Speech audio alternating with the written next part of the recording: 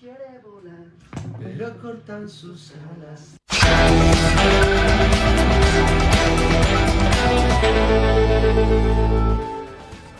Protesta eguna du gaur Michelinek Euskal Herrian dituen bi lantegietan.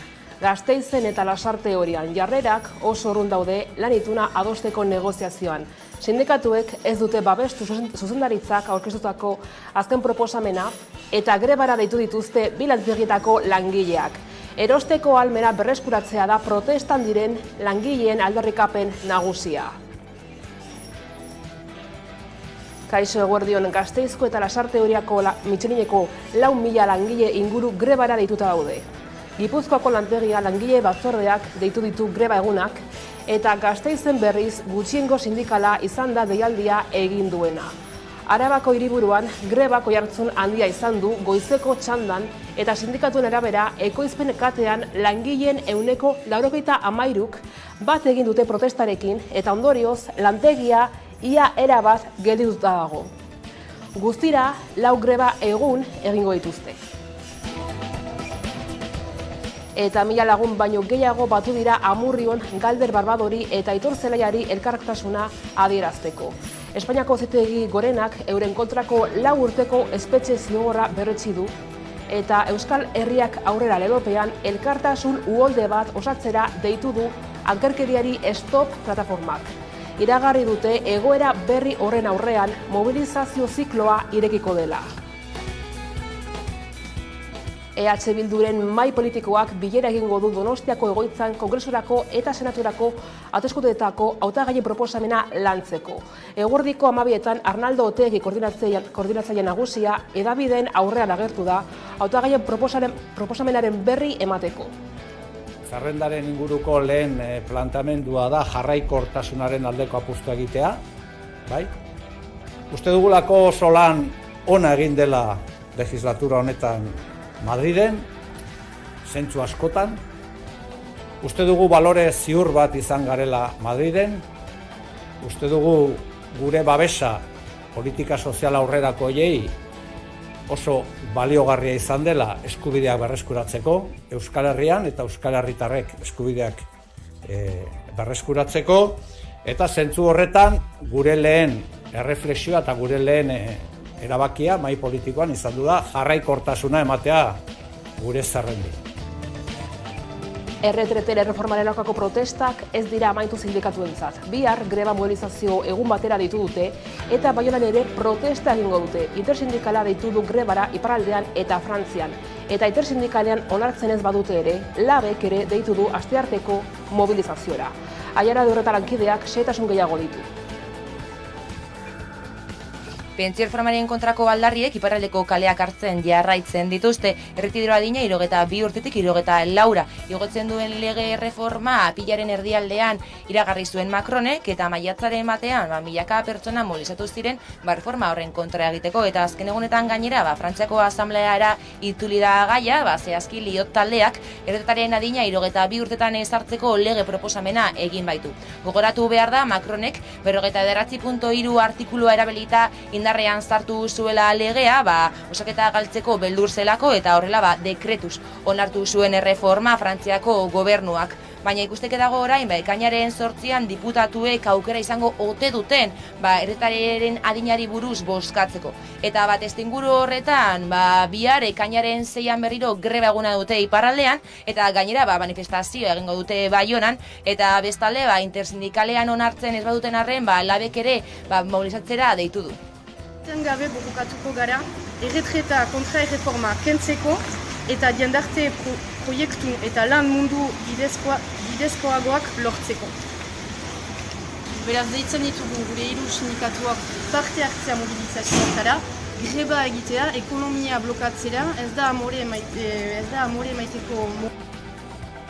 Eta Aitor Elordi gailendu da 2023ko buruz-buruko finalean. Pilotariak 18-22 irabazi du partida Jokin Altunaren aurka. Maiabitarrak lehenengo aldiz jantzi du Marakako txapelketa nagusiko txapela. Eta hemen duzue aurtengo txapelduna. Aitor Elordi Zakartegi. Maiabitarra. Ez ondaiola.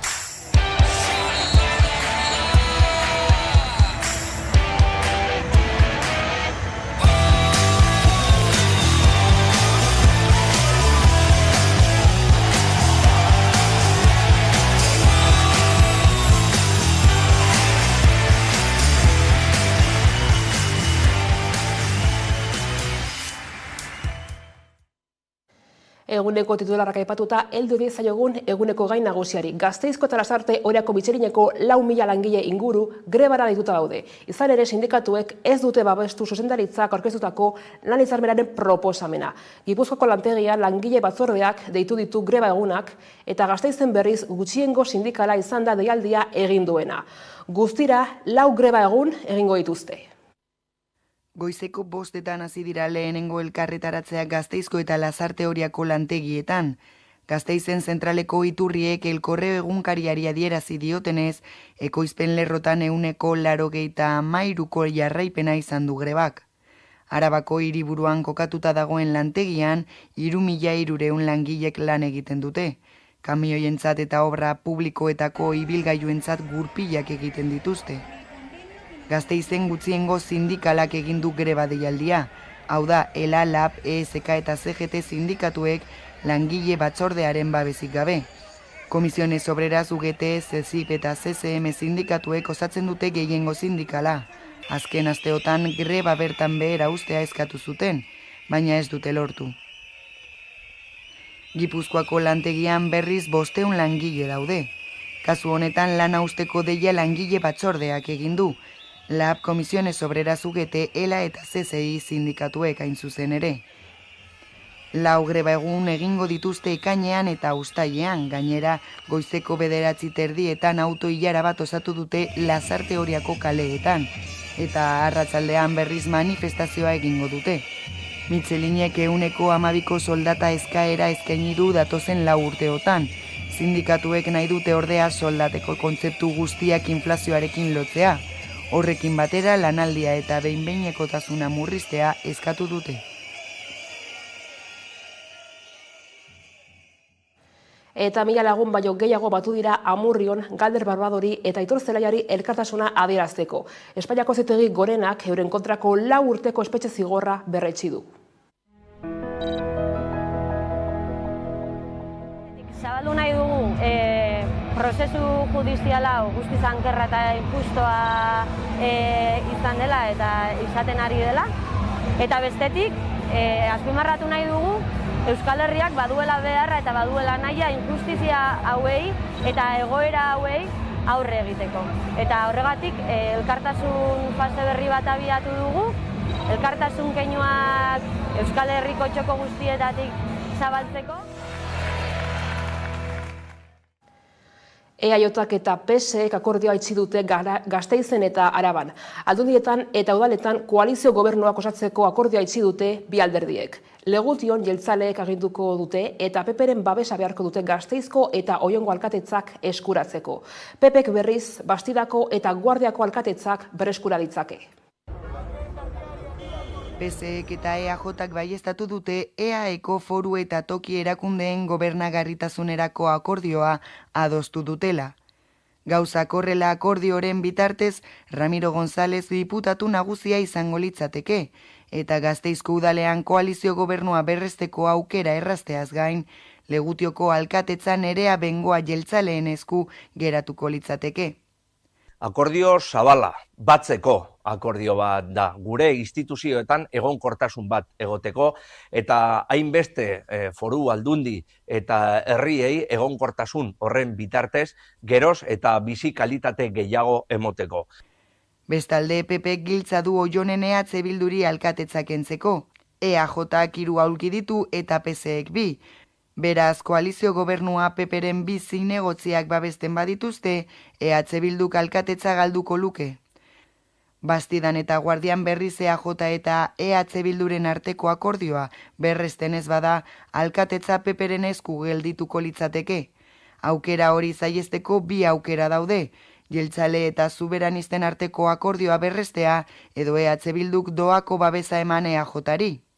Ekainaren 17an Gasteizko udalbatza berria osatuko da eta bertan 2 hautagaitza izango dira, Rosio Bitero eta Maider Etxebarria.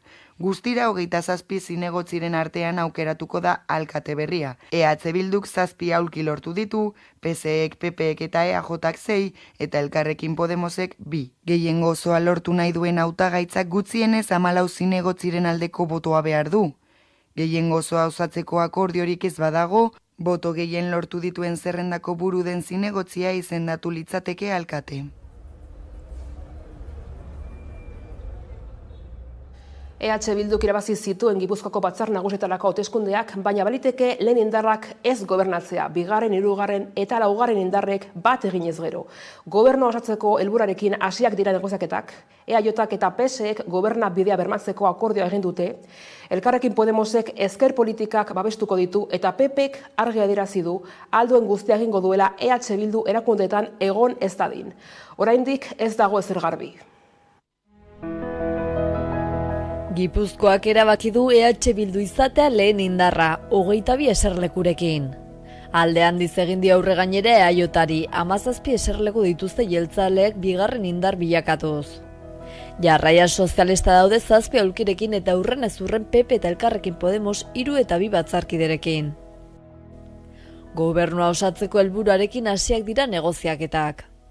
EAJak eta PSek gobernabidea bermatzeko akordioa egin dute, orain arteko itunei eusteko asmoa adierazi dute. Akordioan jaso da foru aldundi eta udal guztietan koalizio gobernuak eratzen laguntza eta ahalbidetzea. Beraz, konpromiso hartu dute posible den udal eta foru instituzio guztietan 2015ko akordioa berritzeko. Bestalde Elkarrekin Podemosiuk gaitzetxe egin du EAJaren eta PSren arteko akordioa eta esan du ez dela programatikoa izan. Elkarrekin Podemoseko ordezkariak Maialen Iriarte EH Bilduren Gipuzkoako ahaldungaiarekin bildu ziren iragan astean. Ildo horretan Iriartek Gipuzkoako Batzar Nagusietan gehiengo aurrerakoia osatzeko emandako aurrerapausoa eskertu dio Elkarrekin Podemosi. Kasu horretan EH Bildu Elkarrekin Podemosek eta EAJ eta PSek 24 batzarkide lituzkete. PPek du giltza beraz gobernu osaketari dagokionez. PPek argi adierazi du ahalduen guztia egingo duela EH Bildu erakundeetan egonez dadin. Baina Mikel Ezamak PPren Gipuzkoako Batzar Nagusietarako zerrendaburuak esan zuen PPren babesaren prezioa gobernua sartza zela, kirol arloan. Dena den EAJak eta PSek esan dute haien akordioaren barruan ez dutela aurreikusten Alderdi Popularrak gobernuaren parte izatea, kasu horretan baina jeltzaleek aldundi utzi beharko lukete. Oraindik ez dago ezer itxita, EH Bilduk irabazi zituen Gipuzkoako Batzar Nagusietarako hauteskundeak, baina baliteke lehen indarrak ez gobernatzea, bigarren, hirugarren eta laugarren indarrek bat eginez gero. Eta hezkuntza batzordeak hezkuntza legearen inguruko eztabaidari helduko dio adituen agerraldiekin. Batzordeak 40 erakunde eta adituren agerraldiak programatu ditu lege proiektuaren inguruko ekarpenak egin ditzaten. Hainbat erakundek iritzia eman dute dagoeneko.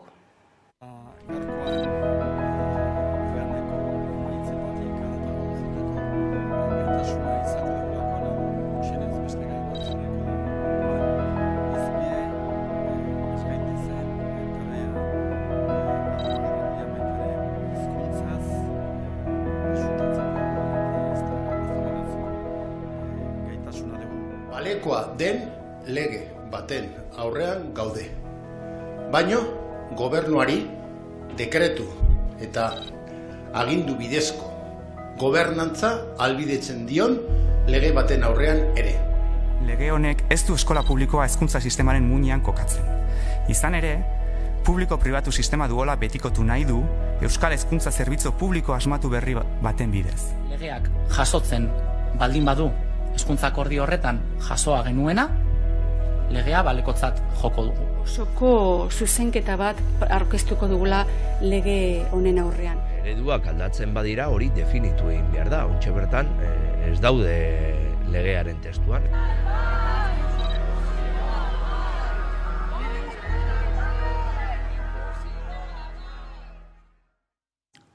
Bestetik, Bardeako tiro poligonoaren aurkako martxa itzuli da 3 urteko geldialdiaren ondoren. Nafarroako ekologistak martxan ekartetik, Bardeako tiro poligonoa eraistea eskatu dute erreserba integral bihurtuz eta espeziak babesteko artzaintzaren ingurumen kudeaketa egokia eginez. Bardeako tiro poligonoaren aurkako martxa itzuli da 3 urteko geldialdiaren ondoren. 300 lagunek asteburuan eskatu dute ixtea eta poligonoaren aurkako batzarrak esan du kongresura eramango duela defentsarako interesgune izendapena indargabetzea. Ekologistak martxan taldeak nabarmendu du tiro poligona eraistea beharrezkoa dela bakeagatik eta ingurumenagatik ere bai. Horrek ez baititu estepako hegaztia babesten eta are gutxiago batzuetan suteak eragiten dituzten danbadekin. Zenbait hegazti tiro poligonan bizi dira. Eremu hori ez da nekazaritzarako luberritu 1951tik poligona sortu zen urtetik, eta bizirik diraute bombardaketek jasan arren. Mobilizatzaileek Bardeako tiro poligona eraistea eskatu dute beste behin erreserba integral bihurtuz eta espeziak babesteko hartzentzaren ingurume kudeaketa egokia eginez. Ildo horretan kongresuan eskatuko dute tiro poligonoak duen defentsarako interesgun izendapena ere indargabetzea.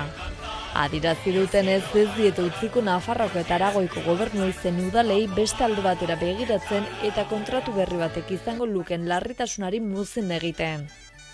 Mobilizatzaileek iragarri dute diputatuen kongresura eramango dutela Aznarren 2000 urteko dekretua indargabetzea. Orduko Espainiako presidenteak defentsa nazionalerako interesgune izendatu baitzuen. Mobilizazioari berriro helduz Nafarroko gobernuari exigitu diote lehen lerroko gai gisa hartzeko. Poligonaren aurkako batzarraritzat ura desegita funtsezkoa da. Ukrainako gerraren ondorioz maniobrak ugaritu egin baitira Bardeetan. Eta milaka lagunek bat egin dute igande honetan Mungian Euskal Eskola Publikoaren jaialdian. 30. edizio izan da aurtengoa, Legarde ikastetxeak antolatuta Jagon Lelopean. Iluntzera arte 100 ekitaldiz gozatzeko aukera izan dute.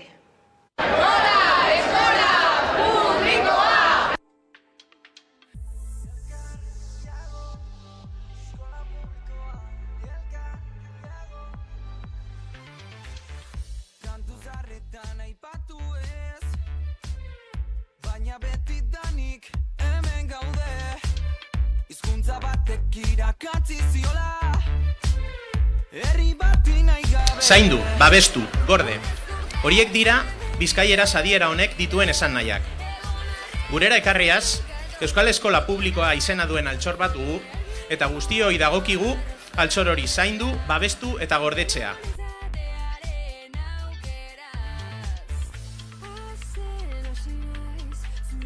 Berrota urte, bete dauz Legarde ikastetxeak.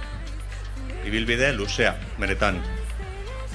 Izan bere, holango erakunde batek, hainbeste urtetan iraun eta hartu deuen maila eta ospea hartuteko, pertsona eta erakunde askori esker eta euren lanari esker izan da esalango zalantza barik.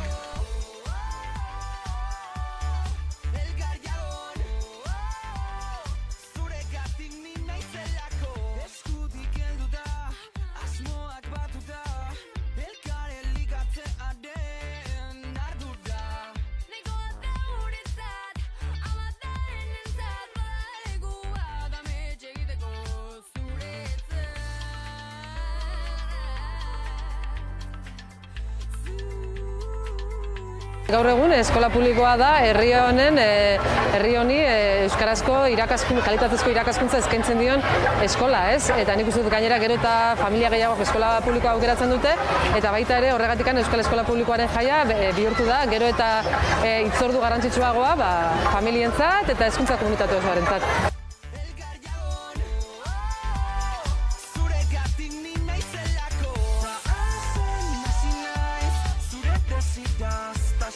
Lehenengo jaia egin genuen Lasarteko hipodromoan, orain dela 30 urte, eta orduan jaia oso txikia zen, oso tamaina txikiko jaia zen, eszenatoki bat zegoen, eta ikastetxetako jarduerak egiten ziren. Hortikan gaur arte asko aldatu dira gauzak, ez? Gaur egunean jaia askoz handiagoa da, tamaina handiagoa da, eta azkenean ekartzen ditugu, artistak ekartzen ditugu eta profesionalak ekartzen ditugu, hori ez, jarduerak egitera, eta horregatikan jaia bihurtu da gaur egunean, urtero milaka pertsona biltzen dituen ekitaldi importante bat bai.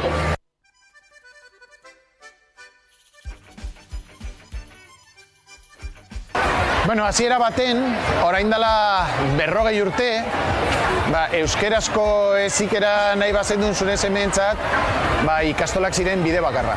Ez edoen gehiago. Baina hori asko aldatu da, eta orduan hori gizartean nik uste dut aldatu egin behar dugula sentsazio hori, nik pentsatzen dan euskarazko heziketa kalitatezkoa ikastoletan bakarrik ematen dela. Eta ez da egia, ikastoletan gauza ondo egiten dira, gauza arlo askotan, baina eskola publikoan be bai. Eta hori errebinkatuko behar dugu.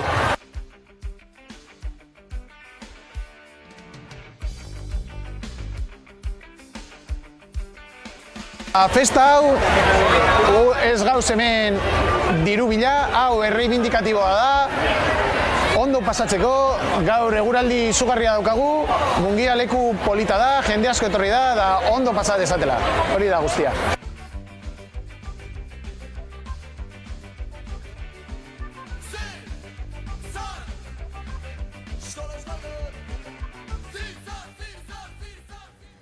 Hilabete bat falta da Sanferminetarako eta hasi dira entzierroaren hesia jartzen zezenen ibilbideko hainbat tokietan. Horrekin batera udalak antolatzen dituen kontzertuak iragarri dituzte eta baita txupinazoa nork botako duen ere. Hilabete falta da munduko festa hoberenei hasiera emateko. Eta dagoeneko azpiegiturak paratzen hasi dira hiriko zenbait zokotan. Horietako bat Sanferminetako entzierroaren hesia da. 858 metro biltzen ditu. Gaseko ikuiluetatik zezen plazarainoko bidea egiten du. Funtzioa eraikinak ez dauden tokietan zezenak ez pasteko balio du. Hesia gainera bikoitza izaten da. Tartean, mediku udaltzain zein kazetarien bidean zehar pasteko aukera izan dezaten. Udaletxea aitzinean dagoen hesiaren pusketa hau hiria bisitatzen dutenendako atrakzio turistikoa izaten da eta gainera selfieak egiteko toki paregabea.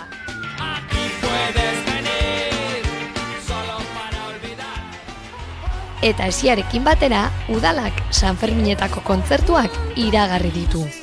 Gaztelu plazan joko duten taldeak Ana Mena, Merina Gris, ETS, Fangoria, Dani Fernández, Funzoan Babiloud, La Señora Tomasa eta Lágrimas de Sangre izanen dira.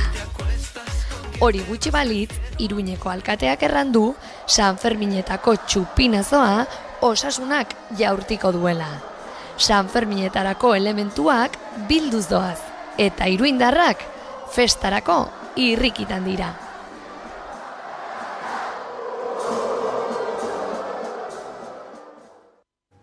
Bestetik, Arabako plazetan programaren laugarren edizioak 51 emanaldi eskainiko ditu lurralde osoan. 27 konpainia biltzen dituen kaleko arteen zirkuitu bat da, horretatik 8 konpainia arabarrak dira. Egitarauak ikuskizunak eskainiko ditu ekainetik irailera arte. Helburua da Araban ibilbide kultural bat sustatzea eta kaleko arteari duintasuna ematea.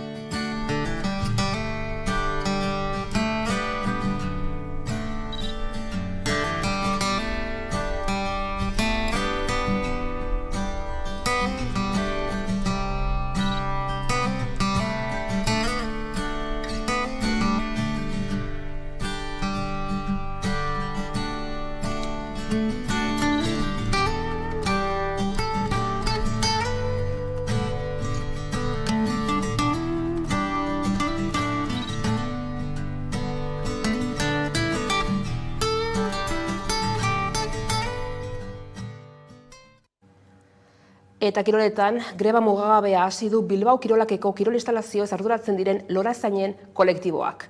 Aiara Durreta lankidea Bilbon dugu, lankatazkaren inguruko nondik norakoak azaltzeko. Bilbo Kirolakeko kirolistalazioez arduratzen diren lorazainen kolektiboak Miser enpresako langilez osatuak greba mugagabea abiatu du. Urte eta erdi igaro da, labek lan-baldintzen hobekuntzak negoziatzeko proposamen bat egin zuenetik, udaleko gainerako lorazainen lan-baldintzekin homolagatzeko eta horrela, 6 urte berritu gabe daraman hitzarmena hobetzeko. Baina sindikatuak salatu duenez, enpresaren erantzun bakarra izan da lan-baldintza horiek okertzea. Eta horrela, egoera horrela langile langileek erabaki dute grebara jotzea. Gainera, Bilboko igerilekuen denboraldia astear den honetan, lan uste horrek arriskuan jar dezake besteak beste Turdinagako igerilekuen irekiera. Eta Frantziako turraren harira, segurtasun operatiboren aurkezpena egin dute Bilboko Euskalduna Jauregian, eta bertan izan dira besteak beste Josu Erkoreka Jaurlaritzako segurtasun sailburua, Amaia Arregi Bilboko segurtasun zinegotzia, Martin Ibabe Donostiako herri segurtasuneko zinegotzia, eta Livia López Gasteizko kirol zinegotzia. Aiarak xehetasun gehiago ditu.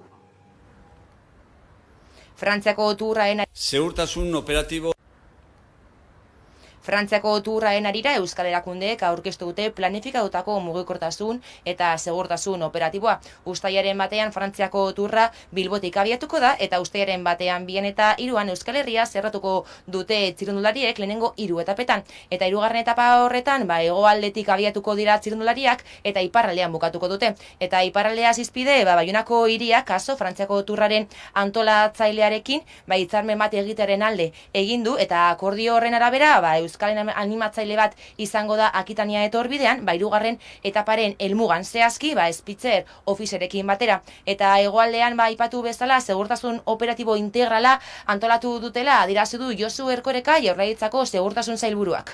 Segurtasun operatibo integrala diseinatu dugula. Euskadin inoiz ez bezalakoa.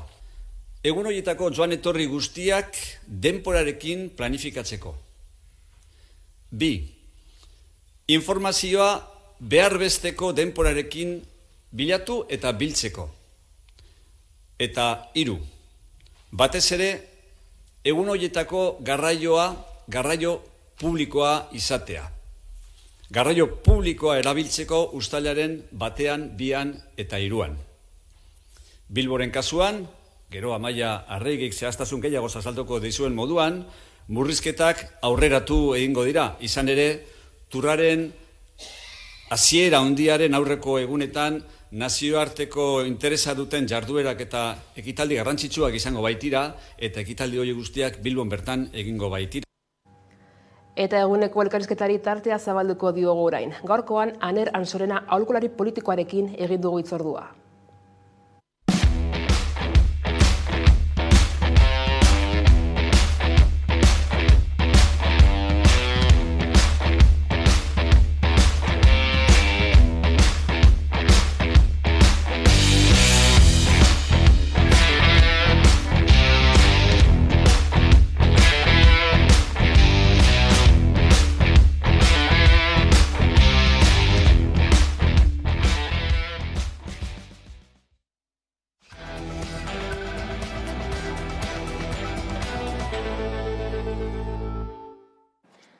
Erdiak iritsi direla heldu zaigu eguneko elkarrizketa nagusiari heltzeko unea, eta horretarako hemen dugu gaur gurekin Aner Ansorena aholkulari politikoa, eta ondo etorria ematea aurkitzen zaigu ezer baino lehen, eta gero aipatza ez nola helduko diegun maiatzan 28ko emaitzei, eta batez ere ondorenei lehendabizi eta batez ere Nafarroara begira. Horre ikusi dugu ez nola parlamentuari dagokionez Maria Txibitek argi duen Euskal Herria Bildurekin ez duela batu ere egin nahi, bidea egin nahi du geroa bai, eta zurekin Nafarroarekin, hala ere ez, zer usten du honek agerian? Hemen ikusten duguna da, hauteskunde hauetan inork ez duela inorekin hitzik eman nahi, edo itunik ez duela sortu nahi, EH Bildu erdian baldin badago ez da, eta hori arazo bat da, azkenean marra gorriak jartzen dituzunean, hainbeste marra gorri jartzen dituzu, azkenean ez duzula dena gorri geratzen dela, ez? Eta orduan hor zailtasunak izaten ditugu. Egia da hauteskundeek nahiko Nafarroan eta baita Euskadin ere nahiko panorama arraro bat utzi digu, ez da? Ez da ohituak gaudenera, eta orduan, aldaketak datoz zentzu horretan, ez da? Ez dakit aldaketa sozial bat dagoen, honen inguruan ere hitz egin da asko, eta ni ez nator oso bat, ez? Ikusi egin beharko dugu zer nolako joera daukan.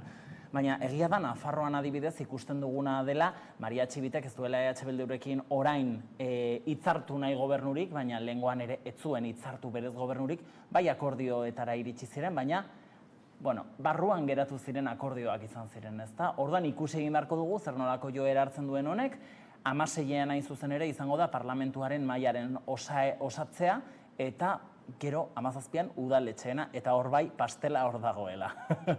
Bai, ez, baira Nafarroako testu inguru honetan ez nola erreparatzen diezu bai zurekin Nafarroa eta geroa bairen posizioekin, ez, izan ere egia da, ez, txibiteren adierazpenek ere badutela eragina eurek esan dezaketen horretan.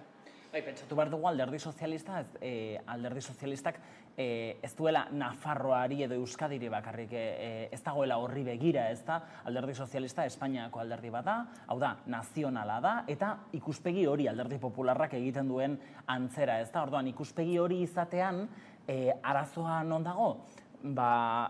Tokian erabaki gutxi hartzen direla, eta orduan erabakiak gorago hartzen direla, eta goran hartzen direnean erabakiak badakigu zer gertatzen den, ez da, tokikotasun hori galdu egiten dela. Orduan, zer gertatzen da? Egia da, alderdi sozialistak analizia egina dauka bere etxean, eta ikusi du EH Bildurekin akordioek ez diotela ongi egin, alderdi popularrak gainera 28ko hauteskunde hauetan mahai gainean jarri zuen lehenengo astean, eta astebete terdi iraun zuen krisi horrek, ez da, etakideak, zerrendetan eramatearen guztia hau, ez da, eta horrek EH Bilduri promozioa eman zion, eta alderdi sozialistari negatibotasun bat jarri zion, ez da? Ez hemen, han, baina baliogarria izan zaio, ez da? Bai, ez, gainera egia da, naiz eta txibitek argi duen, printzipioz ez norekin osatu nahiko lukeen gobernua ez daukala gehiengo osoa bere horretan, ez? Zautegi entzun izan dugu esaten ez nola beharrezkoa izan zaio Euskal Herria Bildu PSOE-eri, PSN-eri barkatu baita ere, baina txibitek dio ez, testu ingura guztiz ezberdina dela, ez? Horrek ez duela zer ikusik. Bai, testu ingurua oso ezberdina da, emaitzak oso ezberdinak izan direlako estatuan, eta ez doazelako desobrauz esaten dena, ezta? Eta hor aldaketak datoz, eta hori oso garrantzitsua da.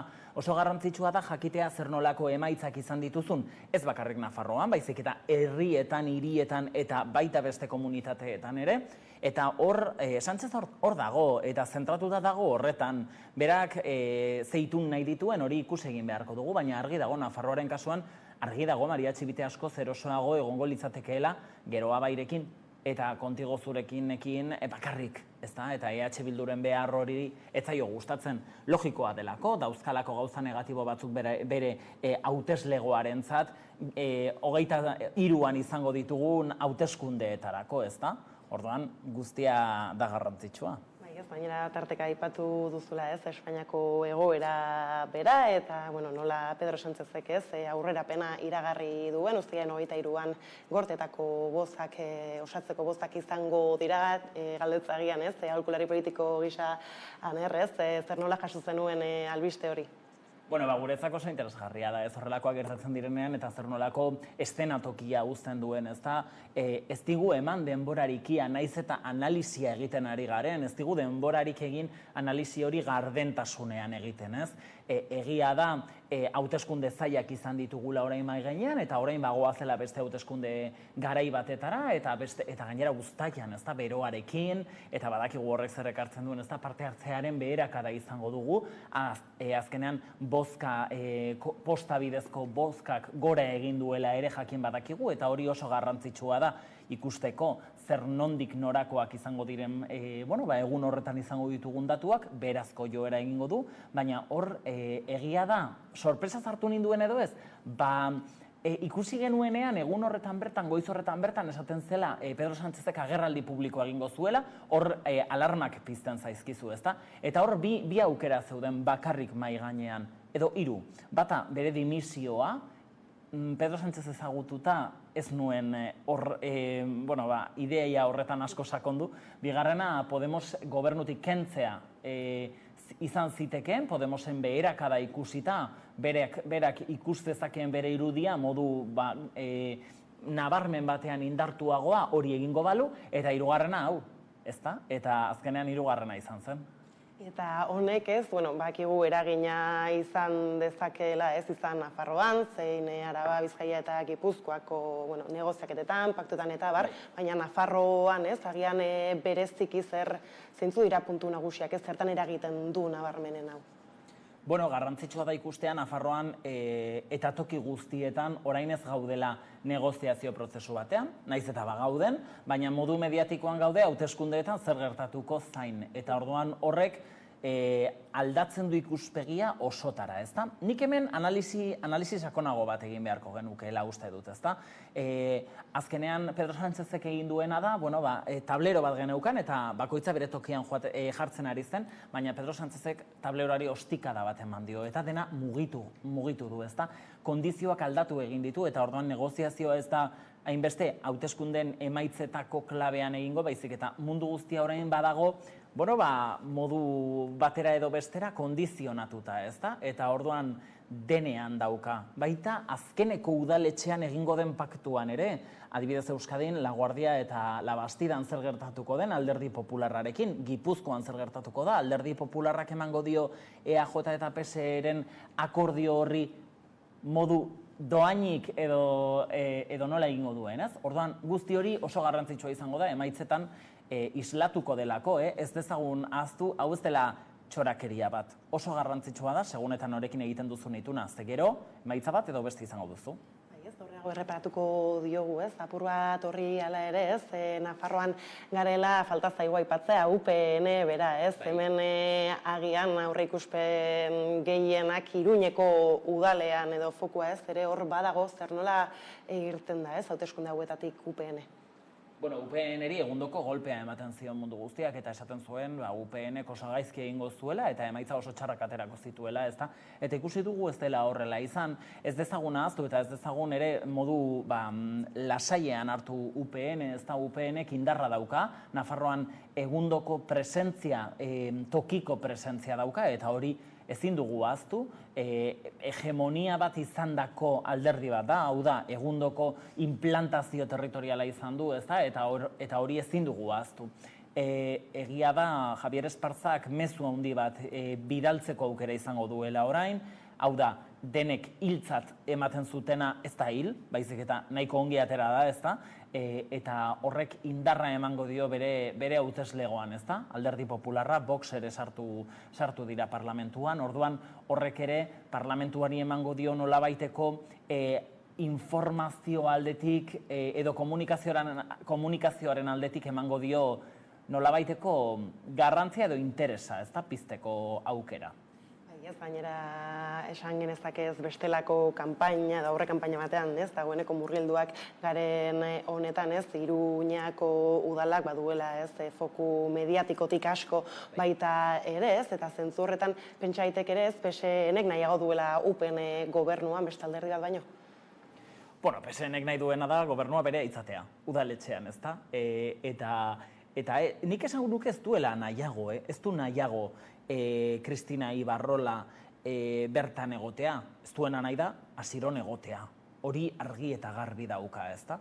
Zergatik, mezu zuek pentsatu behar duguna da, Nafarroa oso anitza dela, eta Iruñetik bera EH Bildu ez dela hemen ikusten den bezala, ikusten asko zokerrago ikusten da, ezta? Eta badago pertzepzio bat, oraindik lehengoko, garai haietako ideiak edo etortzen zaizkio jende askori burura, ere aldatzen ari da, EH Bildu ari da ere zentzu horretan aldaketa komunikatibo bat egiten, eta irudi eta identitate aldaketa bat egiten, eta onurak ekartzen ari dizkiola ikusten ari gara bai Nafarroan eta baita Euskadin ere, eta ikusi egin beharko dugu ere Espainiako gortetarako hauteskunde hauetan zer gertatuko den, ezta? Baina, Iruñean zentratuko bagina, badakizu, galdera bat egiten diazu eta denarekin konektatzen dugu, zergatik dena oso konektatuta dagoelako, ezta? Eta hor, nik uste dut garrantzitsua izango dela ere Iruñean hirugarren bia hori Koldo Martínezek mai gainean, geroa bai jarri duena, mai gainean ez dakit noraino joango den edo ez, badakit hitz egiten ari direla euren artean eta negoziazio baten bila dabiltzala, baina Asironek ere argi eta garbi esan du gaur goizean, EH Bilduk bi plano ezberdinetan ikusten dituela Iruñeko udala alde batetik eta beste alde batetik Nafarroa, ezta? Eta orduan hori oso interesgarria da ere ikusteko gauza toki batean gertatzen denak ez diola eragingo besteari, ezta? Eta hor ea zer gertatuko den. Nik Asiron ikus dezaket alkatetzan. Ez dakit orain edo datorren urtean, ze horre aldaketak egon daitezke, Kristina Ibarrola orain ez dut ikusten, baina agian bai, badakizu hemen dena, ate guztiak irekita utzi behar dira, badaezpada, baina nik uste dut azkenean akordio bat egongo dela. Alderdi aurrerakoiek egingo dutela paktu bat, ez dakit zer nolakoa, ez dakit nori izango den alkate, baina beraientzat oraintxe hori gutxienekoa dela esan dute, ez da? Garrantzitsuena da, aurrerakoia izatea. Gainera horre ikusten genuen ez, nola Elma Saizek ere ez, bere burua aurkezten zuen alkate zara, baina tira ez, entzun dugu PSN esaten ere agian Koldo Martinez babesteko prest ere egongo litzatekela ez, zerrira edukitzen du honek, agian gainera ez, bestelako foku bat piztu zaio geroa bairi ez, joku honetan ez denean espero ez, eta agian geroa bai ere Iruñako alkate zara iritzi daiteke.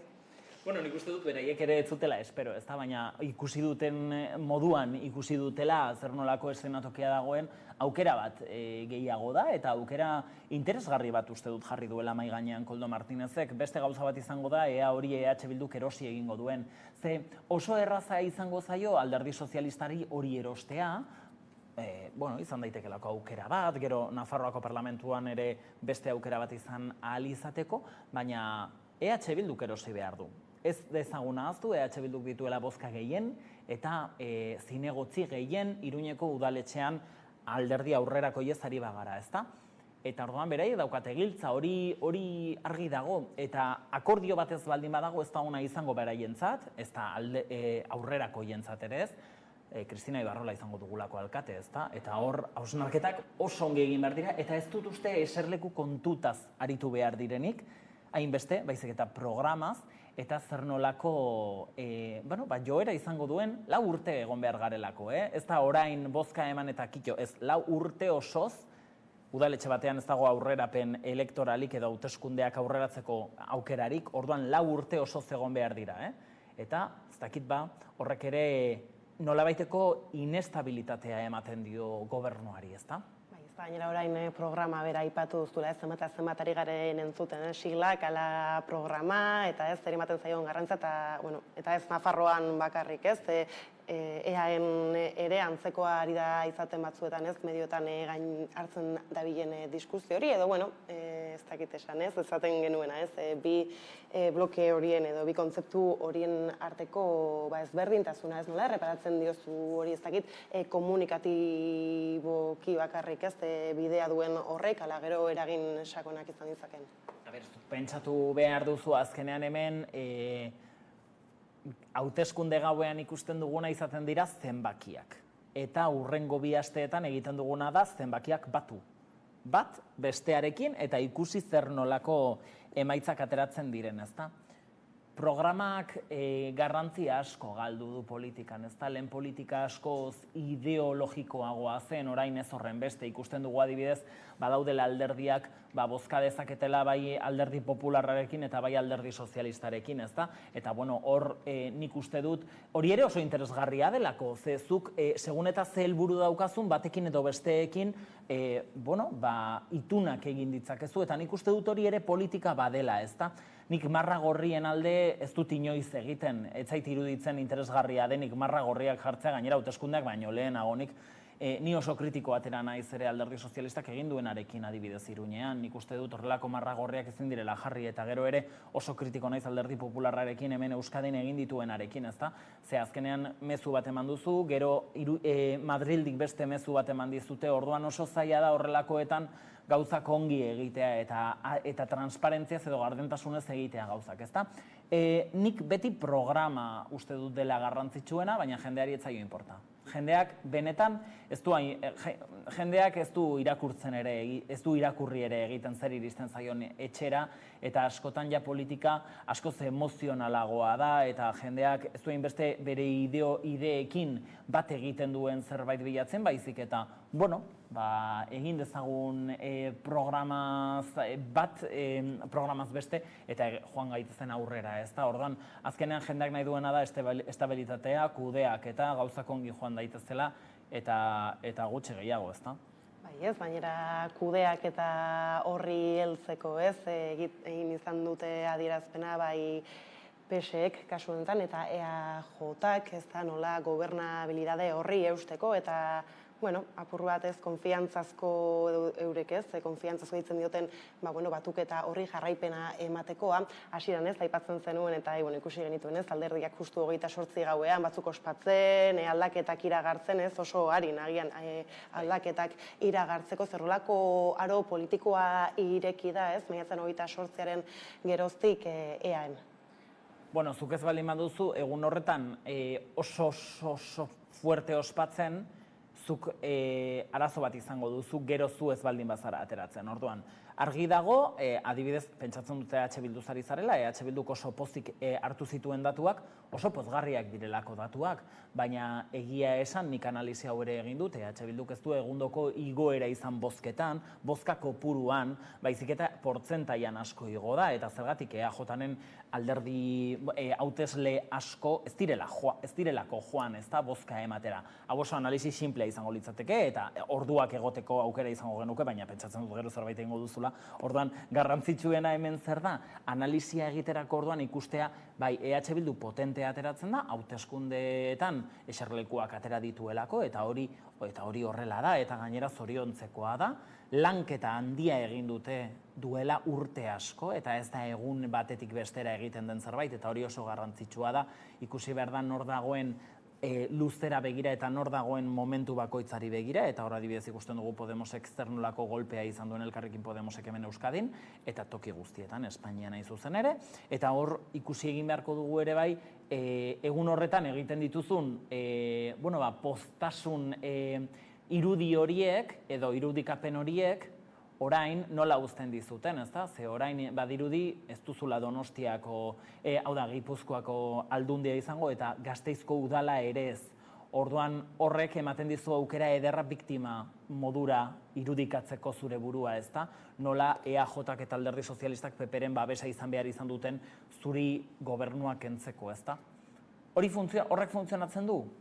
Batzuentzat bai, beste batzuentzat ez. Eta orduan azkenean garrantzitsuena da zuri bozka eman dizutenei, horrek, funtzionatzea, hori garrantzitsuena. Bai ez, eta aipatzen genuen bezala, ikusi genuen Euskal Herria Bildu ospatzen, eta gero bestaldetik esaterako ez, Ortuzar ere aritu zen, besteak beste abstentzioaz, eta nola, abstentzio datu horiek analizatu behar zituela alderdiak, nola erreparatzen diozu aurten, izan den abstentzio mailari. Parte hartzea klabea da. Eta parte hartze horretan arazoak egon dira, eta ez bakarrik Euskadin, estatu osoan parte hartzea jaitsi egin da. Eta jaitsi egin da gainera gobernuan daudenei gehien bat, ez da? Beraiei jaitsi egin zaia ikustezakegu Alderdi Sozialistak jaitsi duela Nafarroan baita geroa baik ere geroa baik asko zindar gehiagorekin jaitsi du gainera, kriston golpe hartu duelako, 17.000 boto gutxiago hartu ditu. Euskadin ikusten dugu EAJaren kasuan, ez da, egundoko kolpea hartu duela Alderdi Sozialistak pixka bat ere. Orduan, hor ikusi behar duguna da, oposizioan dagoena gora joan dela. Oposizioa errentabilizatzen jakin duena gora egin du. Zergatik? Nik hemen analizia egingo nuke eta nik uste dut garrantzitsuena dela, jendea nazkatuta dagoela. Orokorrean nazkatuta gaudela, ezta? Nekea daukagu eta ikusten dugu arazo bat sortzen dela, politikak ez gaituela inbeste errepresentatzen, ez dela gure islada eta ikusten ditugula gutik oso urrun. Eta orduan horrek arazo bat sortzen digu, ezta? Ze ikusten dugunean nola politika instituzionalak bide bat hartzen duen, eta jendeak beste bat, orduan pixkanaka parte hartzea bera doa, ezta? Egia da, beste herrialde askorekin konparatuz, parte hartzea egundokoa da, oso handia da, Latinoamerikako herri askotan, derrigorrezkoa da bozka ematea, eta hemen baino parte hartze gutxiago egoten da. Orduan horre nik uste dut hori ere positiboa dela, herri honek bozka asko ematen duelako, ezta? Eta hori positiboa da, jendea implikatuta dagoelako, baina jeisteak niri arduratu egiten hau, eta egia da gehiago jeitsiko dela. Uztaian baldin baditugu gainera, piztinara joatea, igual interesgarriago izango delako, ez da? Hauteskundeetara joatea baino, baina animatu egin behar da ere parte hartzera, nik uste dut hori garrantzitsua dela. Etorri zait burura, agian ikusiko ditugula politikariak ondartzetan kanpaina egiten ikusteko daukagu hori. Mango lidateke, hori ikusten baldin badugu kanpaina zer nahi duzunik esatea. Ze baten bat ez dakit banik oso ongi geratuko zaio ez dakit ondartzara joatea, ez? Bueno, ez dakit. Eta lehenxago ez nola aipatzen genuen, ez? Suertatu dala PP, edo, bueno, suertatu zaiola PP-eri, ez? Giltza eskuratzea, hainbat tokitan, kasu honetan ez EAJ-ari bereziki ez aginteak emateko, leku importante askotan gainera. Honek, gero Espainiako panoramari begira, ez? Eta bertan jokatzen diren partideak erreparatuta, ez? Desgastea suposatu aldi bertoko EAJ eta PSeri? Nik esango nuke, zetz. Azkenean, EAJ bozkatzen duenak EAJ egotea nahi du, orduan, ez dakit asko inportako zaion, igual bai, ez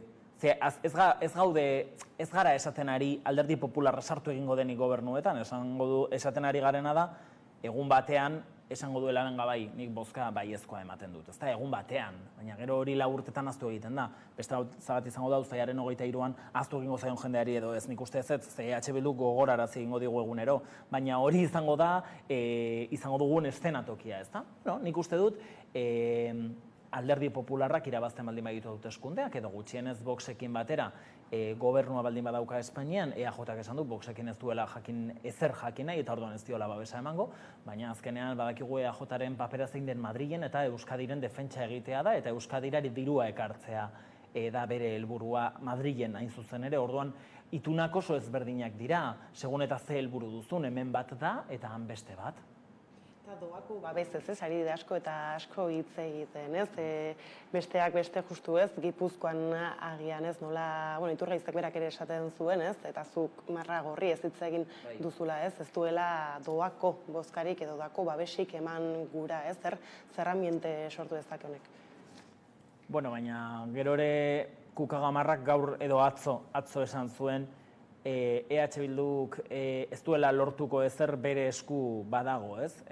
Orduan, Iturgaizek gauza bat esan du, gero Mikel Lezamak beste bat, egia da Mikel Lezamak ongi egin duela, ez? Esan du haizu, nik kiroletako eserleku hori nahi dut, eta, bueno, nik uste dut Mikel Lezamaren perfilare oso ezberdina dela, alderdi popularra hitz egiten ari garenean nik uste dut ere lortu duela, ez?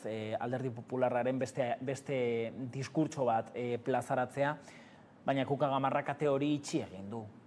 Itxi edo, bueno, aukera eman dio EAJ eta alderdi sozialistari modu zuzenean aizu, lasai, Mikel Lezamak nahi badu ere, zuek ez baduzue ikusten lasai egon, ez da ezer gertatzen, EH Bildu dagoen bitartean, osea, ez dagoen bitartean guk zuei babesa emango dizuegu, orduan, bueno, nik uste dut ere, ongi dago, azkenean bere bozkekin euren botoa eta hor nik ez dut gaizki ikusten, azkenean bakoitzak egin behar du bere botoekin nahi duena, eta momentu batean alderdi popularrak EH Bilduri baiezkoa eman nahi baldin badio ere, ongi egongo litzateke, azkenean bere bozkak dira eta euren erabakiak behar dute izan, eta gainera, esan nahi dut, hauteskunde kanpainan ez dute gauza bat esan eta orain beste gauza bat, azkenean da, koherentziaz jokatzea eta bere hauteslegoak hori nahi du. Eta EH Bildu ez egotea nahi dute, orduan, argi dago. Bai, ez, gainera EAJak eta PS komunikatiboki bentzat, ez dute iziten, eta esan dute argi baita ere ez dutela inolako akordio politikorik edo nolabait esatearren, ez.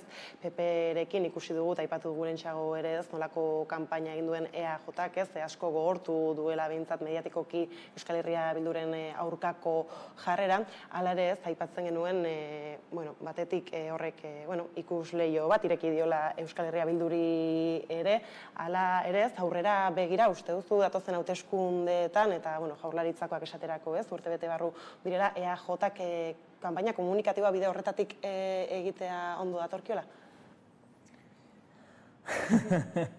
Nik uste dut ez dela inbeste kanpaina komunikatiboaz EAJaren emaitzak ez doazela zentzu horretatik, ez da, nik uste dut EAJak egin duen mezua ez diola horren beste eragin erantzunetan eta emaitzetan, eta nik uste dut hau lehendik datorren gauza bat dela. EAJak aldaketa egingo duela bere diskurtsoan? Segurazki baietz.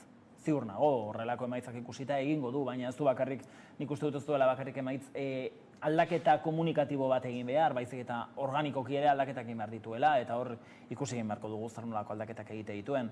Egia da EH Bilduk indar hartu duela, EH Bilduk indar gehien hartu du Espainiako Kongresuan egin duen publizitateagatik, eta hori argi izan behar dugu. Jendeak, nahiz eta Euskal Herrian bizi garen jende askok Espainiako medioak kontsumitzen ditu, eta hori argi dago, sentitzen dut, baina badakizu, eta hori azkenean horrek badakar diskurtsoa oso ezberdina izatea bai hemen eta bai han, ezta? Ez da EH Bilduz berdin hitz egiten hemen, edo han, ez da modu berdinean hitz egiten, eta ez da presentzia berdina, ez da, daukaguna nik argi daukat EAJak egingo duen diskurtsoa orain, kanpainan izango dela, ez hainbeste EH Bilduren kontra, baizik eta hemen, hau da, estatuan ze aldaketa egon behar diren edo zer nolako gobernuak etorriko diren eta zer nolako estabilitatea eman behar zaion hemengo gobernuari eta horrelakoak. Nik uste dut gehiago egongo garela autogobernua hitz egiten, EH Bildu hitz egiten baino. Nik uste dut hori izan beharko litzatekeela interesgarriena EH Bildu, hau da, EAJarentzat barkatu.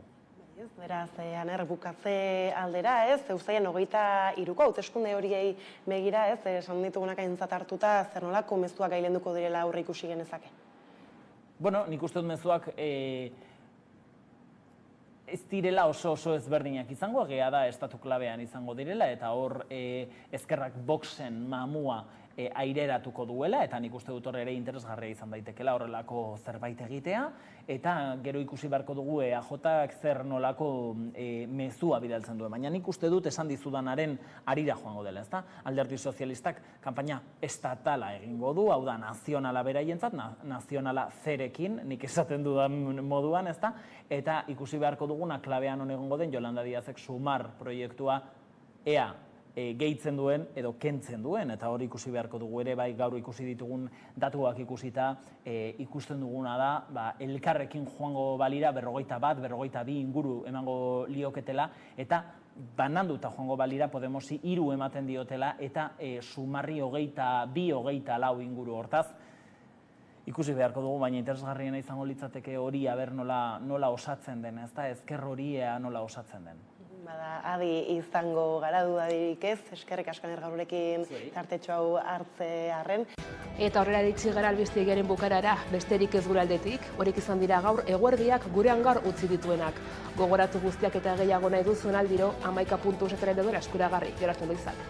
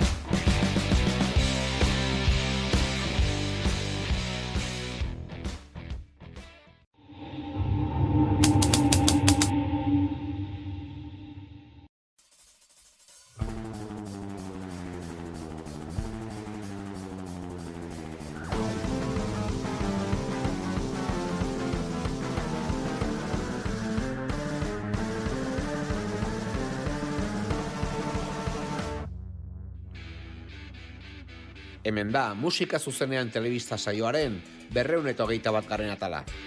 Erreportaje nagusia grabatzeko Algortan izan gara. Haren esei taldeko Iñaki, Koldo, Jokin, Jon eta Ibon bertan genituen zain, punkoi giroetan datorren disko txikia besapean. Itzbitan atalera berriz, Unai Azkarate konbidatu dugu. Musikari Ipurterrearen gustokoak ezagutu ditugu. Maite dituen disko, areto eta kantuen inguruan aritu zaigu laburrean.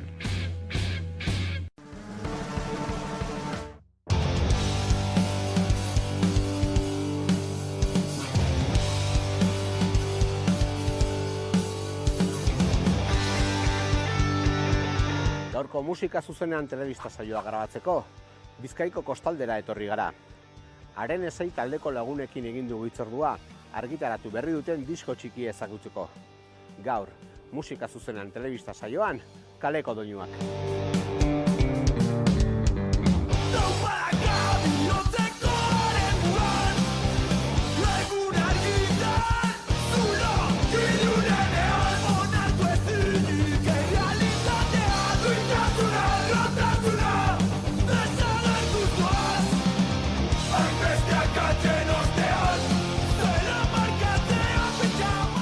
Erasoka taldearen errautsetatik sortzen da Arenesei. Taldekideak batzen joan dira, gaur egungo talde formazioa osatu arte. Bueno, esan daiteke Arenesei sortzen dela erasokaren amaieratik. Da Iñakik eta nik erabaki genuen jarraitu nahi genuela musikaren munduan, musika honen munduan gainera. Eta, bueno, euskan ezagun batzuk, kasu dira Koldo, Garrasikakoa, Jokin, Smoking Barrels. Eta, bueno, erabaki genuen haiekin hastea, frogatzen, elkartu ginen egun baten, 2019an edo, eta hori, elkartu ginen, da horra ginen ja bestiak makinatzen, bageneuzkan, bueno, ideia batzuk bageneuzkan erasokatik, eta hortik hori igual izan zen abia puntua, eta hortik aurrera jarraitu genuen. Bueno, Arenesei sortu zen, erasokak bere amaiera saldu zuenean, eta Ibon eta ni hasi ginen apur bat mugitzen, mugimendu horretan jarraitu nahi genuelako, eta ez genekien zehatz-mehatz nola jarraitu nahi genuen, baina argi geneukana zen jarraitu nahi genuela.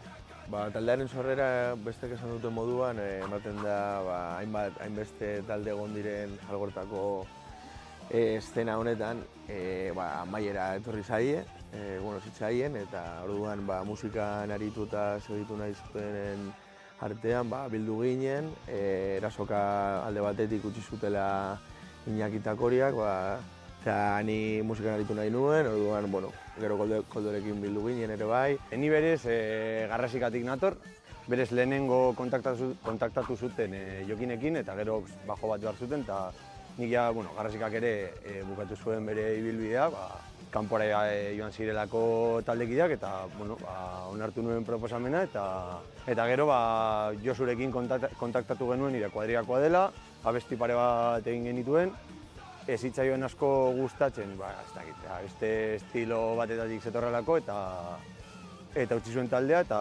ezagutzen nuen aurreko proiektu batetatik ere Jon Altona. Eta komentatu genuen, eta hori onartu zuen, eta ere badator beste estilo musikal batetatik, baina nahiko tokez berdina ematen dio taldeari, eta oso gustora. Koldo jarri zen nirekin kontaktuan Instagrametik, talde bat zeukatela, esanez, eta gitarra bat behar zutela. Eta, ni musika jotzeko gogo zengoen, eta, banekien ezela nire estiloa, behar bada, baina nik erronka bezala hartu nuen, eta gaur arte. Arenesei taldeak punkoi estenan kokatzen du bere burua. Hor dute abia puntua, baina haratago doaz ere, non hardcoreak edo eta metalak toki duten taldearen egungo musika norabidean. Egia esan, txikitatik daramagu hor, kontzertuetara joaten, hainbat taldetan parte hartu izan dugu, azkenean, hor egon gara txikitatik, da egia esan hor jarraitu nahi dugu. Ez dugu estena horretatik irten nahi, estena honetatik irten nahi, eta oso gustura ikusten dugu gure burua hemen, da uste dugu jenteak bebai eskertzen duela, taldeen artean anistasun apur bat egotea, ez talde guztiak izatea berdinak, batzue joatea alde batetik, besteak bestetik, da apur bat hori, anistasuna egotea, desberdintasuna taldeen artean. Ibonek eta nik jarraitu nahi genuen, nahi genuena zen aldaketa bat ematea, orain arte egindako guzti horri buelta bat ematea, eta bilatxa beste estilo bat, gure punkoi estilo horretan sartuko zena, baina ezberdintasun batzuekin. Orduan, saiatu gara, gitarrekin batez ere, beste taldeetatik ezberdinduko gaituen toke batzuk sartzen. Egia da Garrasika, Erasoka eta Smoking Barrels ezberdinak ziren arren, nahiko musika edo estilo musikal lantzekoa. Jonek zeukan beste metal talde bat, eta egia da bai eman diola kutsu hori. Guk ere erabaki dugu ere beste toke ezberdin bat ematea, ilunagoa, metaleroagoa, izan daiteke hardcoretagoa ere batzuetan, ez dakit, distortzioa handiagoekin, bajoari eman diot nahiko, ganantzia igo eta pizkate distortzionatu, pedalak ez ditu erabiltzen arren, baina saiatu gara nahiko ilun egiten. Niri hardcorra asko gustatzen zait. Eta beti saiatu naiz nire tokea egon naizen taldeetan behintzat, nire tokea sartzen. Eta nik uste dut Koldori ere hardcorra eta musika ilunagoa gustatzen zaio. Orduan nik uste dut batera bagarela gai base potolo horiek sortzeko. Eta nik uste dut hori bai dela gure taldearen ezaugarrietako bat. Bai, azkenean talde honi ematen dion garrantzia eta izaera da, agian ez mundu ezberdinetatik gatozela, baina musika mota ezberdinak entzuten ditugula, adibidez altunak metal influentzia bat dauka, aparte rock apartez, eta hori ematen digu beste tonalidade bat. Oiuna esan dugun bezala, desmarkatzen gaituen soinu mota hori.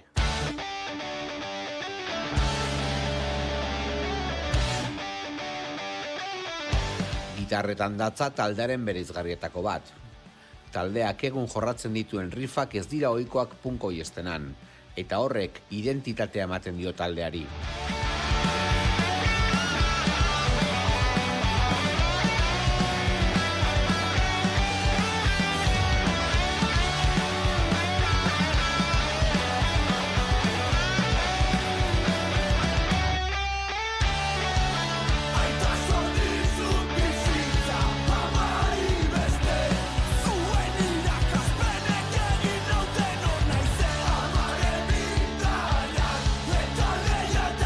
Hori igual bebai eragina izan da sartu genuen gitarra berriarena metaletik zetorrena, eta bueno, bere tokea bebai gustuko genuen, igual hasieran oso ilunak egiten zituen gauzak, baina nolabait moldatu egin zen bera bebai gure estilora, eta bueno, emaitzaren ezei da. Bai, azkenean hemen bakoitza estilo batetik dator, eta saiatzen gara apur bat gainerako taldeetaz ezberdintzen, eta askotan hori da erabiltzen dugun errekurtsoa, gitarra indartsuak eta metaleroak erabiltzea, eta ez dakit, pasaje instrumentalak behar bada musika honetan nahi normalak ez direnak, gitarra soloak, normalean ni izaten naiz puntuak egiten dituena, baina kanta batetan jokinek ere egiten ditu, edo biok batera, harmoniak edo daudenean, baina normalean punteoak nik egiten ditut. Ni gehienetan ritmikoa. Aldonaga daukagu hor punteroa eta oso punteroa. Eta, nahi duguna